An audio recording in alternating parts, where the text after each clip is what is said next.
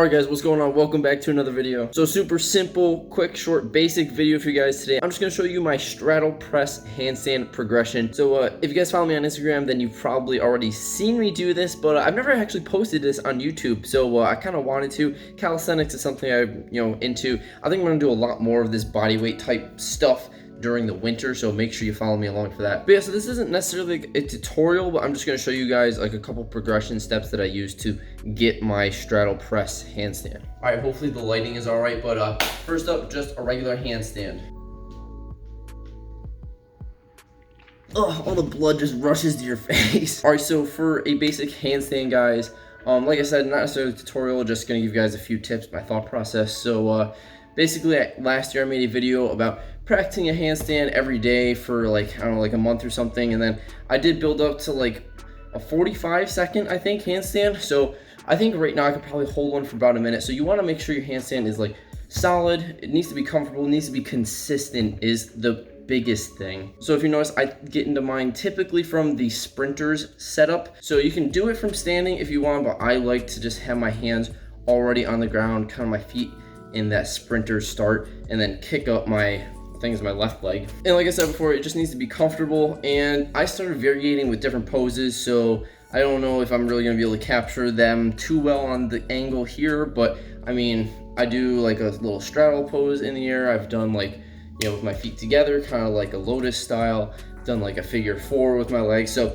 just play around with it, make your handstand comfortable. All right guys, so the next progression I would recommend learning is the tuck planche to handstand. So this one, the tuck planche, you're just kind of like in a tuck planche. I don't really know how to describe it. You're kind of like a push-up position with your knees to your chest and your feet are not on the ground. Best way to think about it. So try to learn this, okay? There's a few different steps to this. I'm not really gonna make this a tutorial video. I can if you'd like to see that in a future video, so make sure to let me know in the comments, but just kind of explaining my thought process behind like how I learned it basically is what this video is. So anyways, I practice this a lot. It's a tuck planche pressing into the handstand. So definitely took me a while to get decent at this, but highly recommend you do this. All right guys, so last up we have the press handstand. So this one, you're kind of just gonna get your feet apart, kind of like in a straddle position from standing.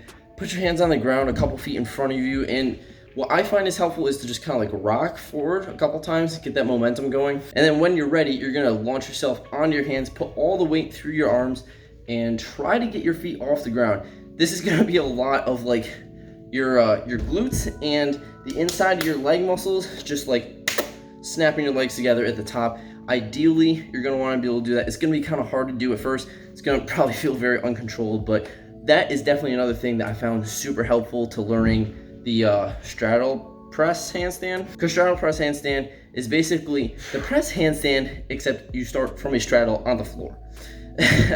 So it's just a more difficult version of that, but yeah, that's basically it. Boom, look at those legs though. All right, so I actually already worked out today, so I'm already tired, and that was just absolutely terrible. In order to do like the straddle press, you want to be in a straddle, obviously. You want to keep your legs straight in the straddle for as much of the thing as possible, which I definitely need to work on. My legs are already really tired, and my upper body's tired because it was a push day, but I mean, it doesn't really matter. I'm just not that good at it yet, so that was my best attempt for today, but like you guys saw in this other clip here, like I did it a lot better before, and also controlling it back on the way down.